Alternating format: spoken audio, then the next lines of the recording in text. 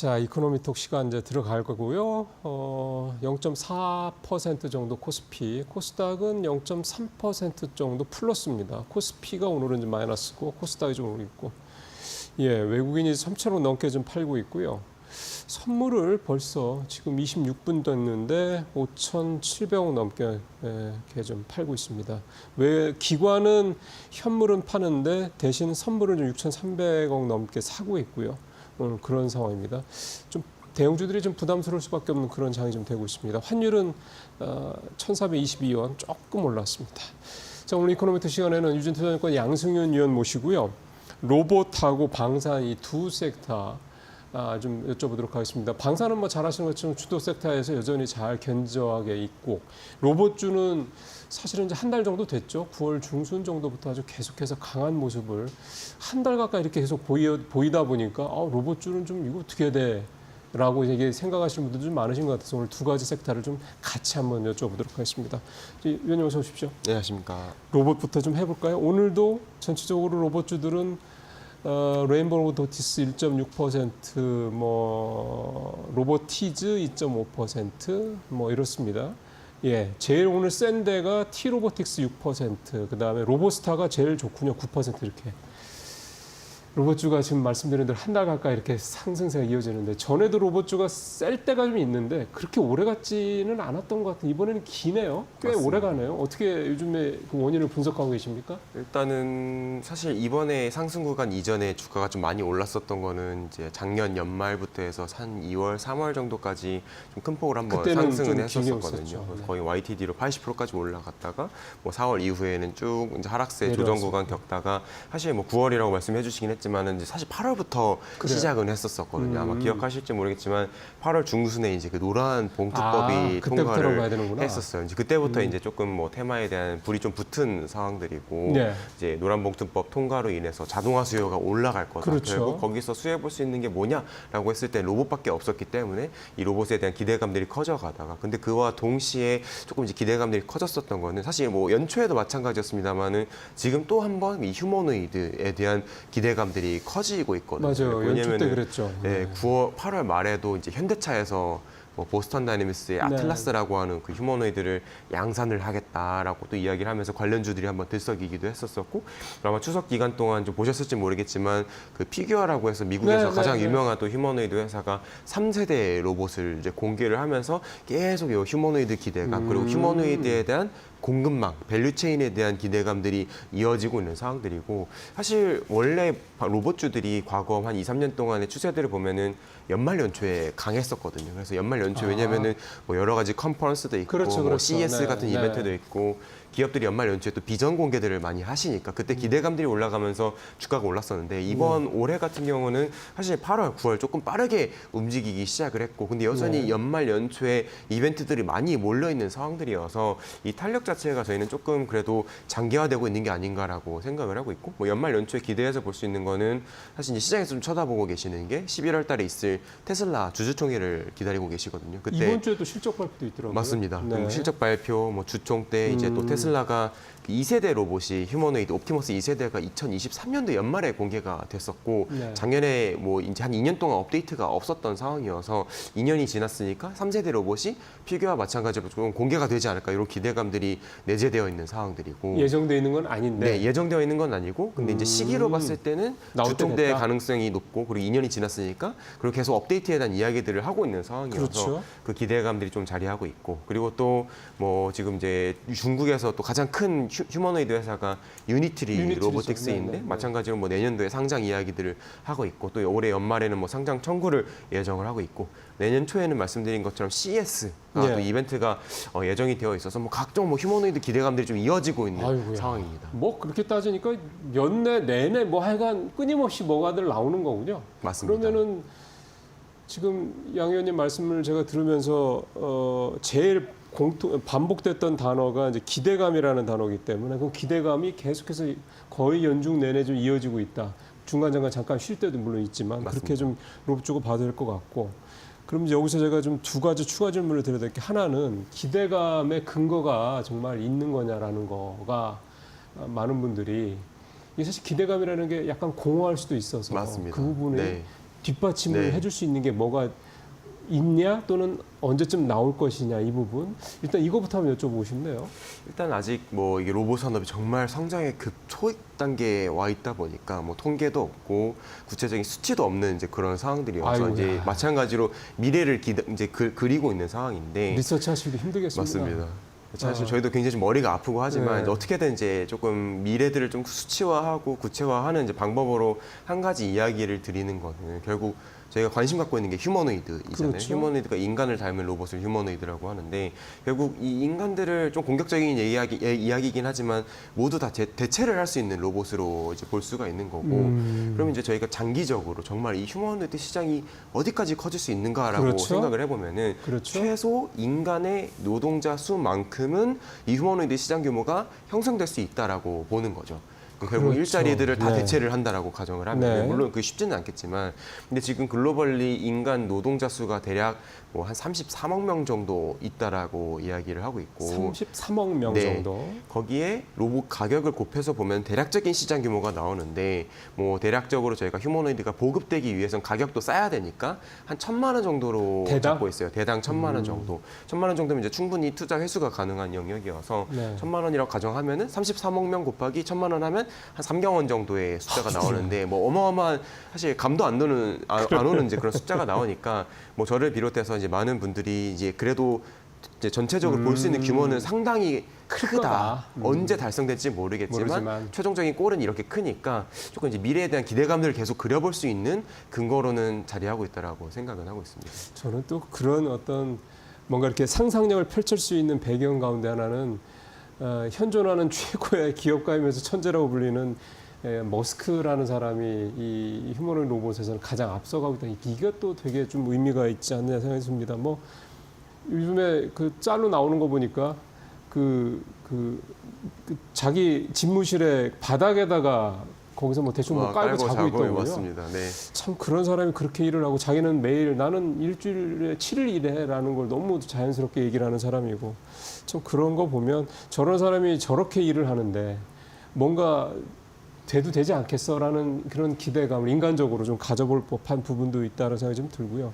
이런 기대감은 결국은 무궁무진한 시장 규모에 있다라고 좀 양 의원님 말씀하셨는데 그러면 이제 국내적으로만 놓고 보면 밸류체인, 이 공급망 그게 테슬라 향이 됐든 뭐 중국 향이 됐든 뭐가 됐든 간에 피규어 A 향이 됐든 뭐가 됐든 간에 우리가 실질적으로 그런 공급망에 이렇게 들어가 있는 기업들이 과연 우리가 얼마나 있느냐라는 부분도 한번 짚어봤으면 좋겠습니다. 사실 지금 시장에서 기대를 갖고 계시는 그런 이제 로봇 쪽 코스닥 기업들 또는 이제 로봇 전문 네. 부품사들을 보게 되면 사실 글로벌 휴머노이드나 로봇 업체로의 레퍼런스는 거의 전무한 상황인 게 아직은 그래요. 사실이고 뭐 그나마 이제 뭐 피규어 쪽으로 뭐 LG 이노텍이라고 하는 회사가 센서를 공급을 한다 아니면은 뭐 테슬라 옵티머스에 뭐 LG 에너지 솔루션에 배터리가 들어간다 이런 대형 우리나라 대기업들은 이미 레코드가 조금씩 쌓여가고 있는 상황이지만 이제 말씀드린 것처럼 조금 작은 부품사들은 이제 그거를 꿈을 꾸고 있고 이제 시도를 하고 있는 단계이고 사실 로봇주들 중에서 올해 가장 많이 오른 기업이 어디냐라고 하면은 로보티즈라고 키즈죠. 하는 네, 지금도 주가 잠깐 기업이었습니다. 나왔습니다만. 네. 네. 결국 로보티즈가 시장에서 제일 아웃퍼폼하고 관심이 클 수밖에 없었던 이유는 이 오픈AI가 이제 실질적으로 또 레코드를 가져가고 있거든요. 뭐 액추에이터 같은 경우는 뭐 MIT부터 해서 여러 글로벌 뭐 석학 연구기관 쪽으로 들어가고 네. 있고 그리고 최근에 AI 워커라고 해서 이제 연구용 플랫폼으로 쓸 수 있는 세미 휴머노이드, 그러니까 상체만 휴머노이드고 하체는 네. 바퀴 로봇을 단 로봇이 있는데 여기 이제 오픈 AI 쪽으로 뭐 공급이 된다 이런 보도들이 나오면서 실제로 로보티즈는 레코드가 있고 검증이 된 기업이구나 이렇게 하면서 이 기대감들을 온몸으로 받고 있는 이제 그런 상황이고 나머지 기업들은 이제 해보겠다 또는 뭐 해보려고 노력을 하겠다 이런 단계여서 조금 기대감이 많이 앞서 나가고 있지 않나라고도 생각은 하고 있습니다. 근데 지금 로보티도 잠깐 주가가 나왔지만 최근 6개월 주가 상승률이 452%거든요. 그렇죠. 과도하다는 생각이 분명히 들죠. 말씀하신 대로라면 거기 뭐 실체가 있는 건 아니잖아. 그냥 여전히 기대감이잖아. 근데 우리가 사실은 뭐 그 전에 있던 뭐 배터리도 그렇고 그러니까 어떤 새로운 산업으로 시작을 해서 AI가 대표적으로 볼 수 있겠네요. 이게 지금은 되게 실체가 있고 돈도 벌고 이런 식으로 좀 가고 있는 상황이지 않습니까? 그러면 로봇도 지금은 말씀하신 대로 굉장히 초입인데 현재로서는 기대감으로 그러니까 소위 말하는 성장주 형태로만 가는 거에 대해서도 납득할 만하다. 네, 네. 이렇게 좀 봐도 되는 건가요? 그러면? 단기 관점에서는 단기 당연히 관점에서. 이제 그렇다고 말씀을 드리고, 근데 장기 관점에서는 결코 그런 기대감만으로는 지속될 수가 없다. 결국 실적이나 뭐 수주나 뭐 이런 납품 레퍼런스 이런 것들이 쌓여야지 주가가 계속 하단이 단단하게 지지가 되면서 올라갈 거라고 생각을 하고 있고, 그게 아니라고 하면은 지금은 오르지만 또 언제 그러니까요. 무너져 내릴지 모르는 리스크들이 있어서 항상 저는 좀 유의를 하실 필요는 있다 말씀을 드리고 있습니다. 제가 원래 이제 3분기 실적 시즌 앞두고 있으니까 보통은 애널리스트 분을 저희가 모시게 되면 그래서 이번 실적 시즌에는 어떤 회사가 탑픽이냐 이렇게 여쭤보는 게 기본인데요. 네, 네. 로봇은 제가 그렇게 질문을 드리지 말고 그냥 이렇게 질문을 드리는 게 나을 것 같습니다. 말씀하신 대로라면 이건 사실 어떻게 보면은 투자자가 본인이 뭐 표현을 하자면 굳이 용기를 갖고 배짱을 가지고 투자를 하느냐 마느냐, 그러니까 행동의 영역이 이제 이 로봇주는 아닌가 생각이 좀 드는데, 투자를 어떤 식으로 로봇주는 하시는 게 좋은지에 대한 조언을 듣는 게 나을 것 같습니다. 네. 일단은 저는 항상 말씀드리는 게 이 기술 트렌드에 부합하게 갈 수 있는 기업이 있느냐를 이제 저는 투자 판단의 잣대로서 이제 말씀을 드리고 있는데, 기술 트렌드. 네, 어쨌든 그러니까 결국 기술력이 있는 기업들, 그리고 중장기적으로도 그 트렌드 속에서 살아남을 수 있는 그런 네. 기반 기술 체력이 있는 회사가 그렇죠. 이냐에 따라서 저는 조금 이제 말씀을 드리고 있고, 일단 지금 기술 트렌드가 휴머노이드로 넘어왔죠. 근데 그건 확실한 거군요. 그건 확실하고, 또 거기에서 이제 필요한 게 뭐냐, 부품으로 필요한 게 뭐냐라고 하면 지금 시장에서는 액추에이터에 대단히 이제 관심이 오래 많으셨어요. 맞습니다. 그런데 최근에 또 이제 부각되고 있는 거는 뭐 휴머노이드가 뭐 휴머노이드 그 자체로서 중요하긴 하지만, 결국 이 가치를 내기 위해서는 효용 가치를 만들어내기 그렇죠. 위해서는 사실 사람도 그렇지만 모든 것들이 다 손에 집중되어 있거든요. 네, 물론 말도 하고 뭐 보기도 하고 하지만 작업성이라고 하는 건 손에 몰려 있어서, 지금 또 이제 시장에서 관심을 갖고 있는 건 뭐 휴머노이드도 좋고 거기 들어가는 부품 액추에이터도 좋지만 좋은데. 누가 손을 하느냐, 여기에 이제 포커스가 맞춰져 있는 그런 상황들이고, 조금 더 이제 내년까지 이야기를 해서 말씀을 드려보면, 지금은 저희가 뭐 액추에이터, 뭐 손 이렇게 말씀을 드리지만, 또 손 이야기를 하면은 손에 필요한 게 뭐냐라고 했을 때 센서입니다. 왜냐면 액추에이터 뭐 구동하는 거 중요하긴 하죠. 근데 이제 손이라고 하는 거는 뭐 멍청하게 움직이는 게 아니라 촉각 이런 것들을 예민하고 민감하게 움직일 수 있어야 되는데, 그런 이제 감각기관이 뭐냐라고 했을 때는 결국 촉각기관에 대한 부분들이어서 조금 이제 내년도 이후에는 이제 투자에 대한 테마 또는 그런 기술 트렌드가 떠오르는 게 센서 쪽이 될 가능성이 저는 높다라고 봐서, 그러니까 지금 이제 이렇게 뭐 액추에이터, 뭐 손, 센서 이렇게 말씀을 드렸지만, 어쨌든 결론적으로는 이거 다 할 수 있는 기업이면 제일 좋고, 그러면 아니라고 하면 이제 거기에 부합하는 그걸 그렇죠. 하는 회사들이 좋다 이렇게 말씀을 드리고 있습니다. 우리나라에도 상장사 중에 센서 쪽이 있습니까? 아직은 없어요.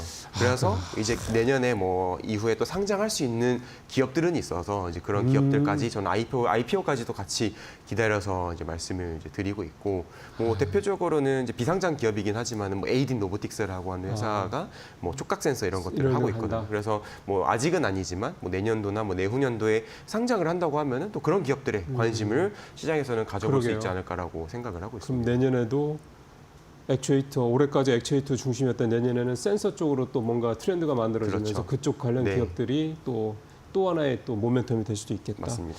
예. 이 트렌드 변화 이 부분을 좀 명확하게 좀 봤으면 좋겠다라는 이 투자 조언, 이 로봇 쪽 관련돼서 양 의원님 말씀 좀 들었고, 이제 이번에 방산 쪽 좀 가보도록 하겠습니다. 방산주는 소위 말하는 주도 섹터 견조한데 주가가 그렇게 별로 많이 안 빠지니까요. 근데 이게 더 한번 성장을 위한 대기 시간인 건지, 아니면 이제는 상방에 대한 모멘텀이 확실히 좀 줄어든 건지, 이 부분이 되게 궁금해하시는 분들이 많으실 것 같습니다. 일단은 저 같은 경우는 지금 방금 주신 선택지에서는 대기 국면이다라고 생각을 하고 있고요. 앞으로 또 올라갈 네. 여지가 있단 말씀이시군요. 아직 이제 올라갈 여지들은 많다. 지금 사실 방산에서 제일 중요한 게 늘 이제 수주라고 그러면, 말씀을 네. 드리는데, 만약에 수주가 끊겼거나 없으면 사실 지금 이제 피크라고 볼 수가 있겠는데, 여전히 기대할 수 있는 수주에 대한 모멘텀들은 많이 또 자리를 하고 있습니다. 뭐 예를 들어서 중동 쪽으로 뭐 대규모 지상방산 수출이라든지, 예. 아니면 또 뭐 중동 쪽으로의 전차 뭐 수출이라든지, 이런 것들이 지금 계속 언론 보도들을 통해서 조금씩 파이프라인들이 공개가 되고 있어서 예. 저희가 그동안은 뭐 유럽, 폴란드 중심으로 맞아요. 기대를 가져갔었지만, 그 다음에는 이제 중동이 또 있고, 또 중동 이후에는 또 미국이라든지 여러 모멘텀들이 자리하고 있어서 뭐 성장에 대한 상방 룸은 남아있다, 상방 여지들은 남아있다. 다만 이제 지금 구간들을 봤을 때 뭐 뒤에서 또 말씀을 드릴 기회가 있겠지만, 3분기 실적에 대한 기대감이 그렇게 높지가 않고, 그리고 전쟁이 뭐 가자 뭐 이제 그런 이제 이스라엘하고 하마스 분쟁이 조금 이제 소강 상태로 그렇죠. 들어들었고, 물론 오늘 기사로는 또 다시 공습 재개가 나오긴 했지만 맞아요. 소강 상태로 들어들었고, 뭐 러우 전쟁도 뭐 휴전 이야기들이 또 나오고 있는 그런 상황에서 일단 센티먼트 자체가 계속 약화가 되고 있고, 또 사실 수주가 9월 말에 기대를 했었거든요. 왜냐면은 뭐 방사청장, 뭐 국방장관님들이 이제 중동 쪽으로 한번 가셨었어가지고 네, 네. 그때 이제 수주 기대감이 있었었지만 나오지가 않았기 때문에 이 세 가지 포인트에서 조금 이제 실망감에 대한 부분들이 뭐 최근 한 달 동안 조금 이 주가를 한 15% 정도 끌어내렸다라고 이제 생각을 네. 하고 있고, 하면 이제 실적 시즌 찾아오고 수주 기대감이 다시 커져가는 국면은 분명히 찾아올 거기 때문에 늘 말씀드리는 건 방사는 조정 국면이 유일하게 이제 또 매수할 수 있는 그런 기회다라고 이야기를 드리고 있습니다. 사실은 상방에 대한 확신만 있다 그러면 지금처럼 이렇게 기어갈 맞습니다. 때가 네. 사실은 담을 타이밍인 건 분명하잖아요. 그러니까 지금 사실 사람들의 온통 관심이다. 뭐 예를 들어 반도체, 뭐 굳이 따지면 또 2차 전지 이런 쪽으로 쏠려 있을 때 맞습니다. 하방이 굉장히 단단한 상태에서 이제 상방이 제한되어 있는 이런 종목들을 사면 참 좋은데 참 말은 그런데 참 쉽지가 않죠. 않습니다. 네. 그래서 지금 이제 오늘 방산주 쪽이 사실 그런 부분에 있어서는 정말 지금 이제 일테면 좀 담을 타이밍인 거 아니냐에 대한 부분, 또 갖고 있는 분들은 이제 던져야 될 타이밍이냐 이런 부분들에 대한 고민을 좀 하실 부분이어서 좀 상당히 좀 적절한 타이밍에 오늘 모시게 된 건데, 그러면 상방을 이제 볼 수 있다라고 말씀을 했기 때문에 양 의원님은 상방을 보려면 그런 걸 볼 만한 종목들이 이제 어떤 것들이 있느냐 이 부분을 좀 들어가 봐야 될 것 같습니다. 사실 뭐 우리나라 방산기업 하면 이제 주요 기업이 한 4-5개 정도 늘 이야기를 드리거든요. 뭐 하나 에어로스페이스부터 뭐 현대로템, LIG 넥스원, 뭐 한국항공우주, 하나시스템까지 해서 볼 수가 있는데 사실 모든 기업들이 모든 수주 파이프라인들을 각자 보유를 하고 있는 상황이어서 뭐 사실 어느 종목을 픽을 하셔도 상관은 없다라고 생각은 하지만 이제 그나마 그 5개 기업 중에서 이제 수주는 다 하기는 할 텐데 규모감 관점 그리고 수주 확도, 가시성 관점에서 누가 가장 좀 우위에 있냐라고 하면은 사실 늘 말씀드리는 게 이제 하나 에어로스페이스랑 현대로템이다 역시 이렇게 정리가 그렇군요. 되죠. 사실 이 두 종목이 따져보면 대장주격이라 맞습니다. 근데 여전히 이 두 종목이 모멘텀이 제일 기대가 된다. 네, 그럼 하나 에어로스페이스는 뭐 이를테면 뭐 천무 뭐 그다음에 자주포죠. 맞습니다. K9 요거. 네, 네. 그다음에 현대로템 뭐 당연히 전차, 전차고. 네. 그러니까 이쪽에 대해서 특히 중동 쪽에 기대감이 크다 이 맞습니다. 말씀이시군요. 네. 근데 중동은 맨날 안 되지 않습니까?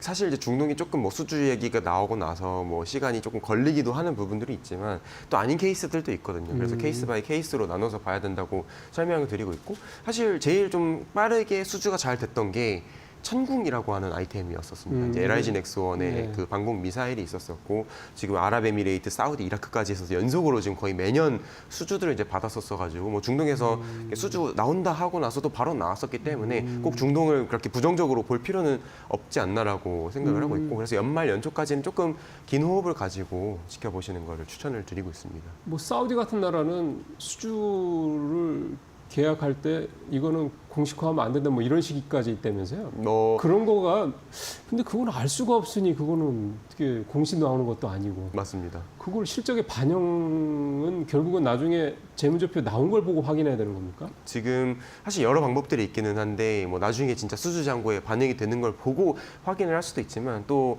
그렇게 뭐 중동 쪽 국가에서 엠바고를 걸긴 하지만 또 뭐 트위터라든지 뭐 이런 이제 매체들을 통해서 뭐 수출이 되었다 이런 것들이 또 공개가 되는 경우들이 있어서 방산이 좀 어려운 게 이제 그런 비밀 정보들, 비밀 정보들을 이제 좀 찾아다녀야 되는 게 좀 난이도가 있긴 하지만 어떻게든 힌트는 나오기 마련이고, 또 제가 이제 중동 쪽에 기대감을 갖고 있는 건 최근에 올해 들어서 우리나라 정부 관계자들이 정말 자주 방문을 하고 계시거든요. 네. 방위사업 청장이 올해에만 거의 3-4번을 또 사우디를 방문을 하셨고, 그 방문 주기가 점점 짧아지고 있어서 뭔가 이걸 협의를 하고 있는 게 확실하다 뭐 이런 식으로 저희는 이제 생각을 해보는 부분들이라고 말씀을 드리고 있습니다. 그러게요. 근데 뭐 워낙에 일단 기본 뭐 돈이 뭐 많은 나라라 사실은 한번 뭐 사기 시작하면 양이 또 막대하긴 하더군요. 그래서 좀 기대를 해볼 만한 거고, 이 방산 관련해서는 사실 많은 분들이 기대하시는 게 예를 들어 한국항공우주 같은 경우는 미국의 훈련기를 뭐 우리 쪽에서 뭐 수주를 할 수 있는 게 아니냐. 사실 미국에다가 우리가 뭔가를 무기를 수출한다라는 게 참 대단한 거긴 한데, 그런 쪽은 여전히 기대감뿐인가요? 아니면 가능성이 좀 있다고 보십니까? 가능성이 낮지 않다라고 생각을 하고 있고 낮지 100% 않다. 저희가 수주할 거라는 확도는 결코 없습니다. 왜냐면은 뭐 말씀 주신 UJTS라고 하는 미국 해군의 이제 고등훈련기 사업 같은 경우는 뭐 4개 업체가 이미 참여를 하고 있는 상황이고 카이 로키드 마틴 그룹과 그리고 이제 레오나르도랑 이제 뭐 아니면은 뭐 시에라리온 SNC라고 하는 기업이라든지 여러 기업들이 지금 입찰에 참여를 할 예정이어서 뭐 사실 냉정하게 보면 수주 확도로는 4분의 1에서 그런 25%로 거죠. 보는 게 맞지만 그래도 이제 보잉과 저희가 양대 산맥으로 경쟁을 하는 건 맞으니까 최소 50% 이상은 아니어도 그래도 한 40% 정도는 수주 확도를 볼 수 있지 않을까 이제 생각은 하는 건데 일단은 결국 이거는 우리만 잘해서는 안 된다. 결국 한국의 카이와 한국항공우주와 파트너를 맺고 있는 로키드 마틴의 역할이 또 대단히 이제 중요한 부분들이어서 이게 로키드 마틴이 어떻게 이제 미국 글쎄요. 정부 쪽에 마케팅을 하고 뭐 이제 수주 이런 로비들을 하고 하는지가 중요하다라고 저는 생각을 하고 있습니다. 예, 그 부분 참 역시 그것도 기대 영역이네요. 진짜 현재로서는 맞습니다. 워낙 네. 경쟁이 치열한 부분이고 상대가 만만치 않기 때문에 그런 부분이 있겠고 또 하나는 요즘에 가장 뭐 가까워진 이슈는 캐나다 잠수함 사업인 것 같습니다. 사이즈도 워낙에 크고요. 되기만 하면은 뭐 엄청난 대박인데 캐나다에서 나온 그 캐나다 그 현지 언론에서 나온 거는 한화오션 쪽이 되게 좀 유리한 고지를 점하고 있다라는 기사도 나왔다 그러는데 사실 뭐 보도만 가지고 판단할 수는 없는 문제라 이쪽은 좀 어떻게 보십니까? 그래도 미국 훈련기 사업보다는 가능성이 조금 좀 높아 높다. 보인다. 왜냐면은 경쟁자가 여기는 이제 독일밖에 하나밖에 없거든요. 그래서 50% 정도는 볼 수가 있는 거고, 뭐 결국 이 캐나다가 잠수함을 도입하는 배경을 봐야 되는데 급합니다. 지금 운영할 수 있는 잠수함이 거의 전무한 상황이어서 어쨌든 빨리 이 잠수함을 도입을 해야 된다. 결국 거기서 중요해지는 건 공급에 대한 속도이고 사실 독일은 이미 그 TK MS라고 하는 잠수함 업체가 이미 다른 곳에서 여러 수주들을 받았고 또 지금 이제 캐나다에 제안을 하고 있는 거는 캐나다의 그런 이제 고용이라든지 이런 것들을 해결해주기 위해서 현지 뭐 글쎄요, 양산 이런 것들 이야기를 그런다면서요? 하는데 네. 또 재미있는 거는 캐나다에서 그걸 그렇게 원하지는 않아요. 뭐 그런다고 해서 빨리 되는 것도 아니고 그렇죠. 과거 함정 사업에서 한번 그렇게 해외 기업이 들어와서 양산을 해줬는데 너무 오래 걸렸던 안 좋은 경험들이 있어서 사실 오히려 이제 국내에서 그러니까 찍어내는 것도 만드는 것 맞는 거지만 해외에서 최대한 빨리 조달할 수 있는 게 하나의 또 평가 잣대여서 그런 관점에서는 한국이 독일보다는 압도적으로 건조 능력이 있고 빠른 부분들에서 경쟁 우위가 있다. 근데 또 저희가 이제 여기서 마지막으로 이제 드라이브를 걸 수 있는 거는 항상 방산 수출이라고 하는 거는 우리나라가 파는 것만 보긴 하지만 또 우리나라가 그 해당 국가에 제한을 또 해줘야 되거든요. 반대급부라 그래서 저희가 팔고 돈을 받지만 또 돈을 받는 만큼 뭐 기술 이전이라든지 아니면 현지 양산이라든지 아니면 뭐 원전 협력이라든지 이런 것들을 같이 또 이제 저희가 패키지로 해서 제안을 해야 되는데 폴란드 전차 할 때 맞습니다. 했던 그런 네, 식으로요? 뭐 그 공장을 만들어주고 하는 그러니까요. 것처럼 그걸 또 이제 얼마나 정부 차원에서 의지를 갖고 이제 도와주느냐가 또 걸려 있는 부분들이어서 사실 정치적으로 보면은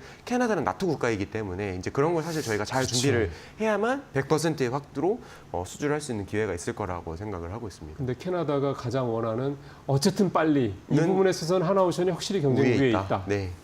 예, 역시 뭐 명확한 팩트가 나올 수 있는 건 확인해 뭐 그건 뚜껑을 열어봐야 되는 거긴 합니다만 뭐 위에 있다라는 거, 경쟁이 있다라는 것만큼은 또 관심 있게 좀 보실 필요가 있을 것 같습니다. 하여간 모멘텀은 많이 있네요. 맞습니다. 예, 오늘 양 의원님 말씀 잘 들었습니다. 감사합니다.